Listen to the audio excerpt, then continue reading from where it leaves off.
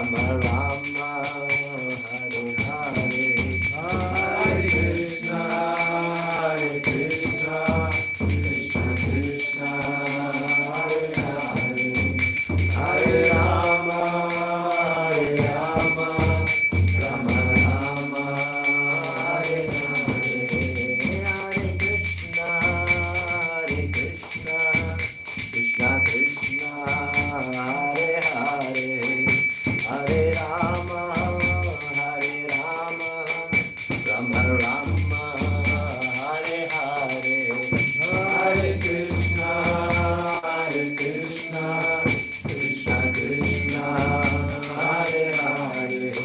Hare Rama, Hare Rama, Rama Rama, Hare Hare, Jaya Radha, Hare Krishna Radha, Hare Krishna Radhe, Jaya Radha, Hare Krishna Radha, Hare Krishna Radhe, Jaya Nitai, Sakhi Sutta Nitai, Sakhi Sutta Sakhi Sutta, Jaya Nitai, Sakhi Sutta Nitai, Sakhi Sutta Sakhi Sutta, Jaya Jagannatha, Jaya Jagannatha, Baladeva, Jaya Subhadra, Jaya Jagannatha, Jaya Jagannatha, Baladeva, Jaya Subhadra, Jaya Jaya Prabhupada, Prabhupada, Prabhupada, Jaya Jaya Prabhupada, Jaya Jaya Prabhupada, Prabhupada, Prabhupada, Jaya Jaya Prabhupada. The Prabhupada ki jai, Grantaraj Srimad Bhagavatam ki jai.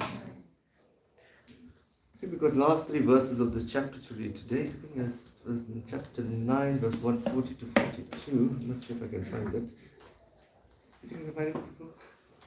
Got it in my phone though. 9, 140 to 42. Oh, I got it in my phone.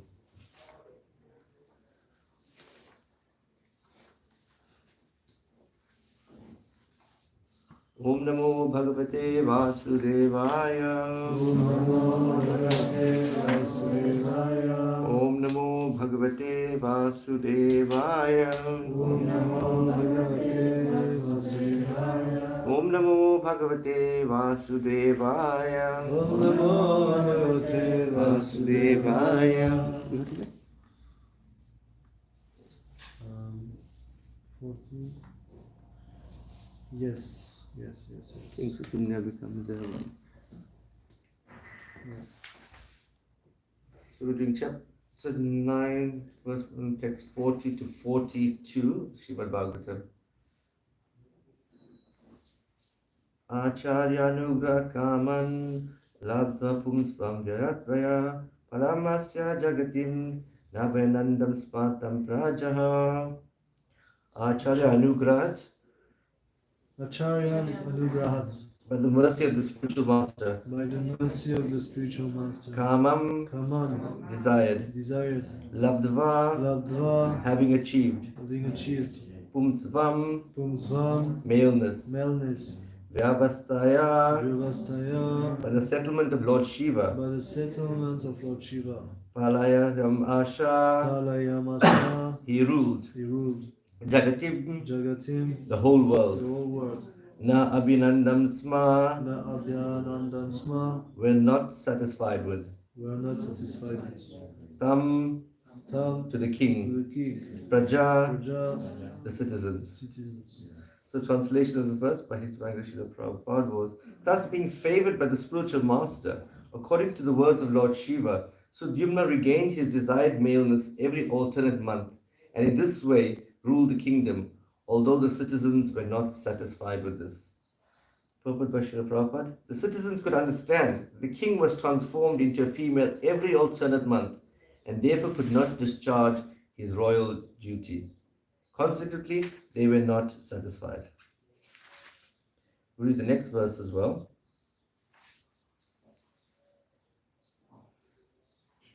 I'll just read the translation, we won't read the Sanskrit. The next verse is 41, which means, O King Sudyumna had three very pious sons, named Utkala, Gaya, and Vimala, who became the kings of Dakshinapada. And the last verse after that was, thereafter, when the time was ripe, when King Sudyumna, the king of the world, was sufficiently old, he delivered the entire kingdom to his son Pururava and entered into the forest. Purport by His Divine Grace Srila Prabhupada, according to the Vedic system, one within the institution of Varna and Ashrama must leave his family life after he reaches 50 years of age. Thus Sudyumna followed the prescribed regulations of Varna Ashrama by leaving the kingdom and going into the forest to complete his spiritual life. Thus in the Bhaktivedanta purport of the 9th canto, 1st chapter of the Srimad Bhagavatam entitled King Sudyumna Becomes a Woman. Om Jnana-timirandasya Jalanjana-shalakya Chakshurumilitam Yena Tasmai Shri Guruve Namah. Shri Chaitanya Manobhisam Sthapitam Yena Bhutale Swayam Rupa Kadamayam Dadati Swapadantikam. Vandeham Shri Guru Shri Yuta Parikamalam Shri Gurun Vaishnavamscha Shri Rupam Sagar Jatam Sahagana Raghunatham Vitam Tam Sajivam Sadvaitam Savadutam Parijana Sahitam Shri Krishna Chaitanya Devam Shri Radha Krishna Padan Sahagana Lalita Shri Vishakam Vitam Shri Hey Krishna Karuna Sindhu Dina Bandhu Jagatpate Gopesha Gopika Kanta Radha Kanta Namaste. The president asked me to give a little lecture of class, so I decided I will give this. However, in my defense, I actually got the appearance day of Madhavacharya confused with the appearance day of Ramanujacharya. But anyway, we will say a little bit. Firstly, starting with these verses, with three things. Well, there's many things we can talk about regarding these last three verses of this chapter. The first thing that comes across is being favored by the spiritual master. Here we can see from the history of this chapter, if you go back a few verses, we can see that how we come to this stage where Sudyumna was changed into a man, into a woman, and the alternate time was the sages of the forest were going along into the forest, deep into the forest, and they happened to come across one area of the forest. And this area of the forest, they had entered into the area of this forest. And we'll say Lord Shiva and Mother Parvati was in a very compromising situation, which was an intimate situation. And obviously the sages were there, Mother Parvati got embarrassed, and Lord Shiva had then told Mother Parvati, listen, in future, any person who enters into this part of the forest will turn into a woman. So that Mother Parvati will be satisfied, she wouldn't feel ashamed that she was in this situation. Hence we come into here where Sudyumna was changed into male and female forms.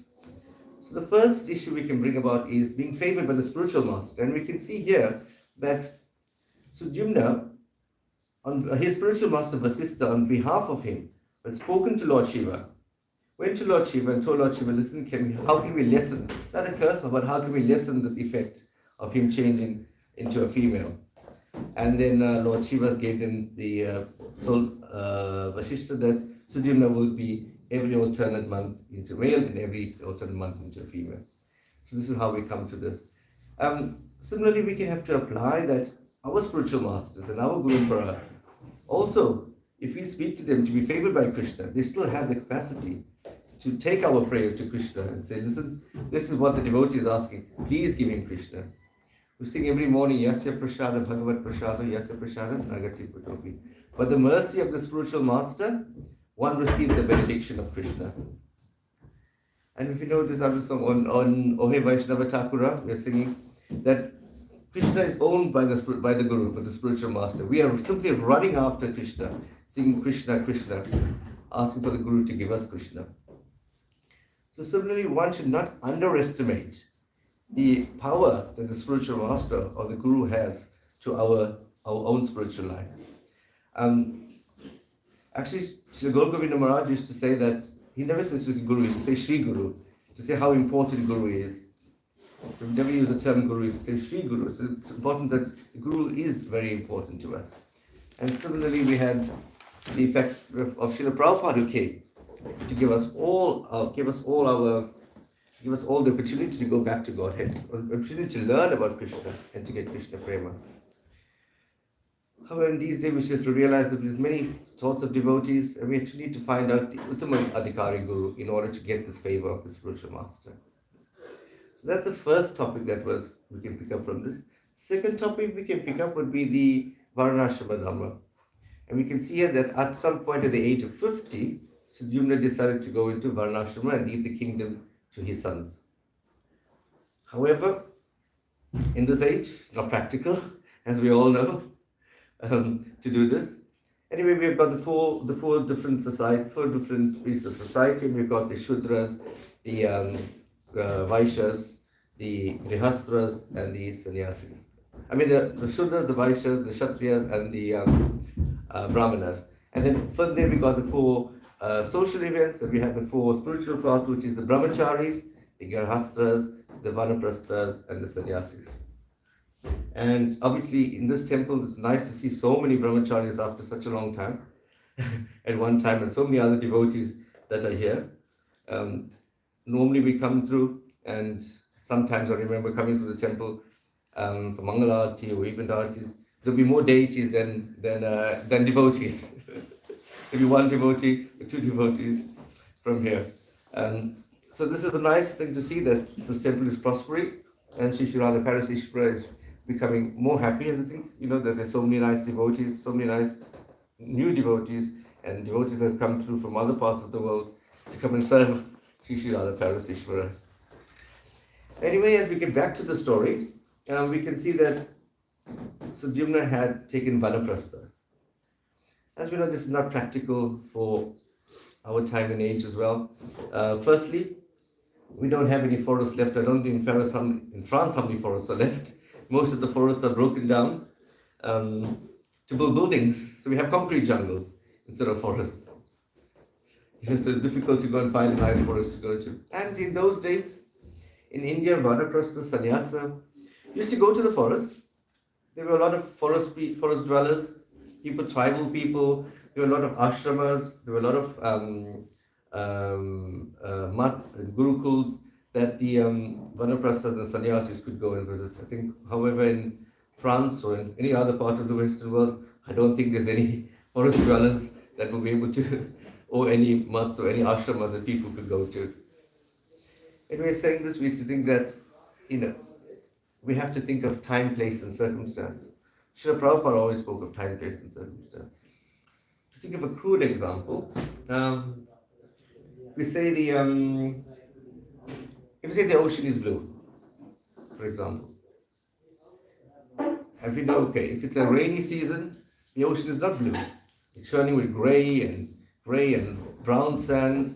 If it's a very clear day, if you look at the ocean has got a green hue. And if it is a stormy day again, the ocean turns gray or ocean turns black. So we Shri Radha Parasishvara ki jai, Shri Radha Parasishvara ki jai. So using this crude example, we can say that using time, place, and circumstance, according to certain times, the ocean is not blue. According to other times, the ocean is green. Due to the circumstances of it, if there's a storm, if there's a hurricane, the ocean is not blue again. It's turning into white, brown, and grey. So similarly, as you have to take the instance that this institute of Varnashrama and Sannyasa has to be taken into context as well. Srila Prabhupada did this. For example, we know in our scriptures it says that sannyasa is forbidden in the age of Kali Yuga. Srila Bhaktisiddhanta and Srila Prabhupada, both of them, actually, because of time, place, and circumstance, they reinstituted sannyasa to be in the age of Kali Yuga because it would be helpful to preaching. So everything is time, place, and circumstance that we have to. So we'll go to the third part of the verse, actually the first word of the verse, and the first word was Acharya Anugraha, which means the spiritual master. Today also being the appearance day? Disappearance day? Appearance day, man. I think appearance day. Sure. Anyway, either it doesn't matter. We celebrate appearance days and disappearance days of all our Guru Parampara and spiritual master with the same with the same zest and devotion that we have. Because we say Vaishnavas never die. Vaishnavas die to live, and in living spreads the holy world around. So we know this is how appearance day and disappearance day of all our spiritual masters are celebrated with the same zest that we have. So today is the appearance day of Madhavacharya. Unfortunately, as I say, or fortunately, I don't know, because we glorify any of the great Mahajans in our Guru Parampara, it's just as good as glorify any of the Mahajans. So zealously read about Ramanuja Acharya and prepared a whole lot to speak about Ramanuja Acharya. And just this morning, when Prabhu said in the morning class, when Rasapura and Prabhu said, "Oh, it's Madhava Acharya," I was on the altar and go, "Oh dear, I prepared a Ramanuja Acharya." No. Anyway, we will talk a little bit about Madhava Acharya. So, to talk about Madhava Acharya, we need to go back to the 12 alvas of South India. And this is where all the basis of all the gurus come from. There were 12 alvas. And from the 12 hours, we know we have got, and before the 12 hours, we've got the 4 sampradayas. The 4 sampradayas we got is the Rudra Sampradaya, the Shri Sampradaya, the Kumara Sampradaya, the Shri Sampradaya, and the Brahma Sampradaya. So the Rudra Sampradaya we've got, which is established by Lord Shiva. The Kumara Sampradaya is established by the 4 Kumaras, and the 4 Kumaras are the sons of Lord Brahma. And the Shri Sampradaya is by Lakshmi Devi, or Shri Devi herself. Yes. And Brahma Sampradaya is by Lord Brahma, and we belong to the Brahma Madhava Gauda Sampradaya, where we claim our lineage too. This is what we got to the 4 Sampradayas. And from the 4 Sampradayas, there are 4 preeminent acharyas. From the Rudra Sampradaya, we've got Vishnu Swami. From the Kumara Sampradaya, we've got Nimbaka Acharya. From the Shri Sampradaya, we got Ramanuja Acharya, and from the Brahma Sampradaya, we got Madhava Acharya, to whom we claim our Brahma Gaudiya Vaishnava lineage too. Actually, Srila Bhaktisiddhanta Saraswati said that this world is like a deep, dark well. And from this deep, dark well, there are 4 ropes that are coming out. And out of these 4 ropes, these are the 4 Sampradayas. And it says if we actually cling on to one of these 4 ropes, then our life will be successful going back to God. Any one of these 4 ropes are all bona fide. These 4 Sampradayas are all bona fide, starting from Rudra Sampradaya, Kumara Sampradaya, and again to the Shri Sampradaya and Brahma Sampradaya. All 4 are completely bona fide. If we cling to any of these 4 Sampradayas, we can go back to Godhead. Anyway, the preeminent acharyas were Nimbakacharya, Ramanujacharya, and Madhavacharya. Ramanujacharya was born in about 1717, I think, and he was actually an incarnation or partial incarnation of Lakshman. Ramanujacharya, partial incarnation of Lakshman. Actually, his name Ramanuja. Rama means Lord Ramachandra. Anud means to follow, and Jam means to go in Hindi. Jam means to go. So a person who is following Lord Rama is Lakshman. So his name Ramanuja is actually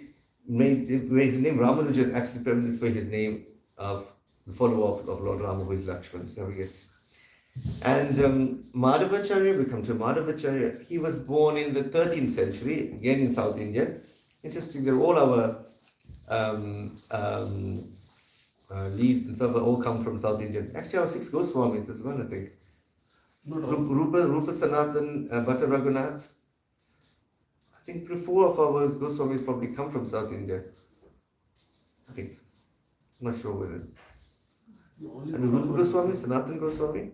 Rupa Goswami, Sanatan Goswami came from East Bengal. I think they were born in South India.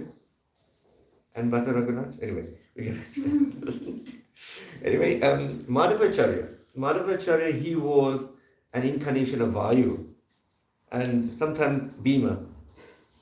Bhima because he was very strong, he was very big-bodied, strong like Bhima. But he himself actually proclaimed that he was an incarnation of Vayu, the wind god. Both Madhavacharya and Ramanujacharya, they vehemently fought against Shankaracharya's philosophy of Mayavadi. So they came, this was the main aim, was to come and, actually all the Swamis came in line to try and pave the way to us to get to our Prema Bhakti. And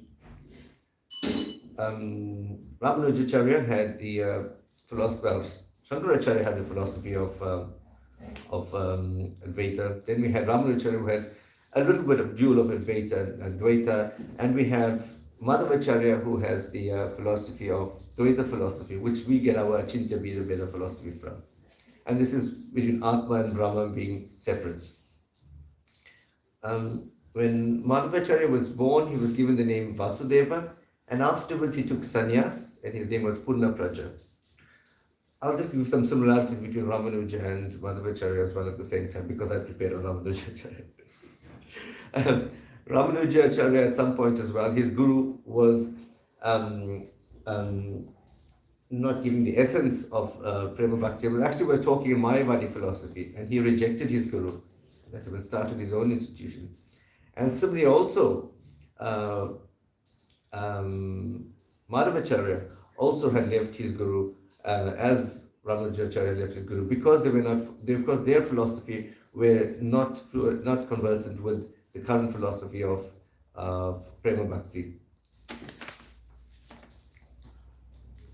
One of the other things that Madhavacharya is really credited with is the Udipi Math in Karnataka. Actually, before he got to Udipi Math, he actually met Srila Vyasadeva in the forest, and Srila Vyasadeva, it is said that Srila Vyasadeva actually gave him a Shaligram Shila to worship. And after worshiping the Shaligram Shila, this is how Udipi Krishna manifested the power of the Shaligram Shila. And at that time of meeting Srila Vyasadeva as well, Srila Vyasadeva blessed him and told him that his commentary of Srimad Bhagavad Gita was bona fide, and he gave him permission to continue with this. Anyway, we know the story of Udipi Krishna. I'm not very familiar with the story, but I'm trying to remember from a long time ago. Udipi Krishna was, Madhavacharya was traveling on a boat, I think, first man, and the boat got stuck, and somehow the other, by the mercy of Ramanujacharya, the boat got unstuck with all his riches, and the boatman offered Madhavacharya from the boat. And I think Madhavacharya chose to take a big block of Gopi Chandan. I think when this big block of Gopi Chandan he thought he would use for tilak. But however, when he went back, when he opened up the Gopi Chandan, there was Udipi Krishna in his form. So he established this deity worship of Udipi Krishna. And I think they've got very high standards of deity worship. I think very, very high standards of worship. And from the Udipi Krishna Math, we have got about 19 different maths of Madhavacharya all over Karnataka. And also from Madhavacharya, we get the worship of Krishna as the ultimate reality. Ramanujacharya came, he established the worship of Rama or Lakshmi Narayan as the ultimate reality. But Madhavacharya had exclusive devotion, he said, to Sri Krishna as the ultimate reality. Actually, he says Krishna is the only independent reality. All the others are dependent reality, which fits with our philosophy as well.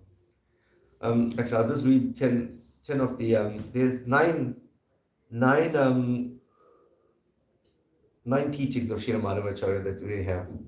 And you'll see that all of this, from the last one only we can pick up one of it. From the ninth one, we'll pick out one.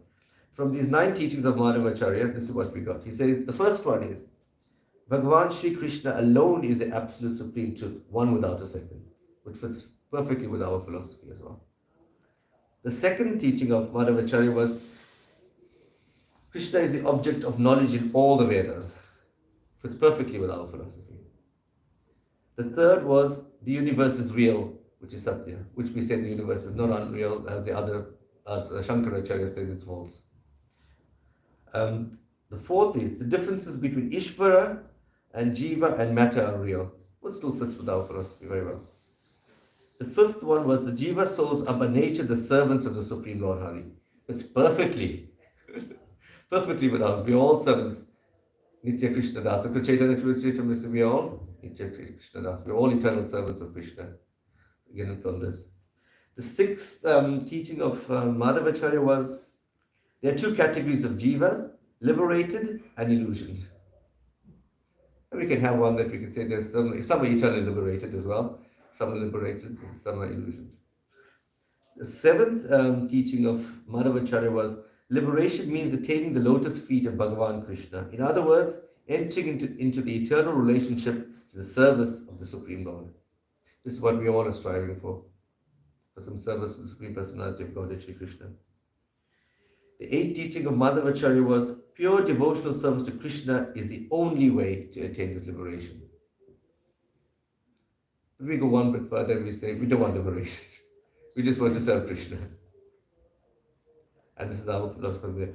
The 9th teaching of Madhavacharya was, the truth may be known by direct perception, inference or logic, or spiritual sound of Vedic authority. So out of this three, which do we accept? Sorry. The truth may be known by direct perception, one, two, inference or logic, two, or third, by spiritual sound of Vedic authority. All three are right. All three are correct. Of course, we are following this. Yeah. But out of the three, the one is we accept things by Vedic authority, not by our own perception, direct perception, what we directly perceive, because sometimes we can directly perceive something that is not truth. We think it is the truth. And by logic, Sankaracharya's logic as well. We can use logic as well. But by Vedic authority is what we actually pick all our things. So we can see that from Madhavacharya teachings and our teachings are very similar. This is why our lineage is traced directly to Madhavacharya's lineage, to his teachings, because the closest to the Brahma Gaudiya Vaishnava. And obviously all the acharyas have been gopis and manjaris. And it is said that Madhavacharya was Madhavi Gopi in Krishna Leela. I'm not sure who the other acharyas were, Ramanuja Acharya, Nimbakacharya, and Vishnu Swami. Anybody would know what their Gopi forms? Anyway, it says that Madhavacharya was Madhavi Gopi in Krishna Leela. So we can see from here, we learn from these three things that the first is the power of Sri Guru, of the spiritual master.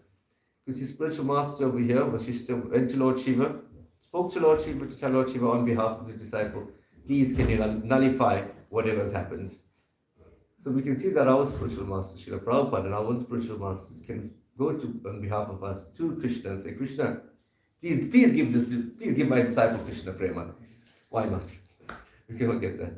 And the second thing we learned was that where we picked up from this verse was time, place, and circumstance. Everything depends on time, place, and circumstance. So Sudyumna went to the forest, the Vanaprastha, not practical for all of us. Not practical. And then the third thing we learned was about the Acharya, which was the preeminent Acharya for this day, which was Madhavacharya. I'll stop there. Yes, Prabhu. Trikachi Nambi, lot of teaching Yamanacharya, Ramanacharya. Yes, yes, there's a lot of teaching for him as well. So we from yes, and Yamuna Acharya as well from there. I'll stop it very short and very brief. Any comments that anybody's got to add anything to the glories of Madhavacharya for today?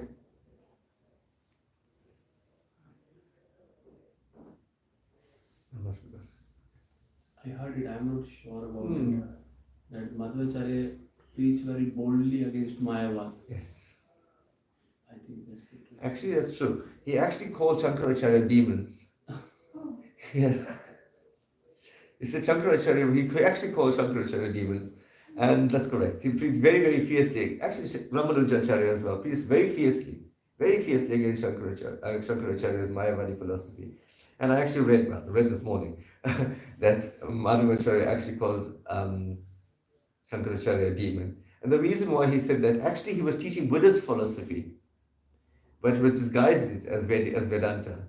So he said he was actually teaching, Shankaracharya was actually teaching Buddhist philosophy of non-realism. So he disguised it as part of, but we all know that Shankaracharya was an incarnation of Lord Shiva, who came to pave the way, to drive away the Buddhist philosophy. And then slowly we had, so everything is the will of Sri Krishna from here. From Shankaracharya to Vishnu Swami, to Nimbakacharya, to Ramanuja, and then to Madhavacharya, and to our present day, Srila Prabhupada. Everything has paved the way. You know, we all grow in the bodies of giants, so giants have grown in the bodies of others. So this is how we pick this. Correct. So Madhavacharya fought very, very, very fiercely against Shankaracharya's teachings. And this is how we come to our teachings today, because of the fierce opposition of Madhavacharya to Shankaracharya's teachings, to get this out of India as much as we can. And also he, there are many controversies in the Mahabharata that he gave the explanation of, I guess if I am right, because I didn't prepare for Madhavacharya. He gave a scripture called Mahabharata Tatparya Nirnay. Like all the controversy that Mahabharata has, why Krishna helped Pandavas, like there are so many controversies. Like Abhimanyu was killed like that. So why Arjun attacked on Karna, who was That's was very not interesting, fighting, isn't it? and all those, like he gave one answer to one more controversy. Like, in Ramayana also it is mentioned Lord Ram killed a Shudra who was trying to read the scriptures. So people say that. Yeah, I've And heard he- about that as well, but I'm not sure if it's in the Valmiki Ramayana. This is what we say as well, especially this. It's a very controversial part in Lord Ramachandra's life, you know. Another, like the role of Eklavya. That Eklavya is considered a very great hero, but Madhvacharya gave the explanation that he was not a hero, he was a Gurudrohi. When he had his thumb cut off, I think, isn't it? Like, And eventually Krishna killed him. Eklavya. So Madhvacharya gave this scripture, Mahabharata Tatparya Nirnay. yes, it's interesting that he's actually picked up all the he knew people will ask all these questions. You know, why Krishna behaved like this? Why was this happen in Mahabharata? Why this happened at this time? So he probably realized we'll ask these questions. At least he gave us some answers for it. Wonderful. Wonderful. Okay, so we'll stop here.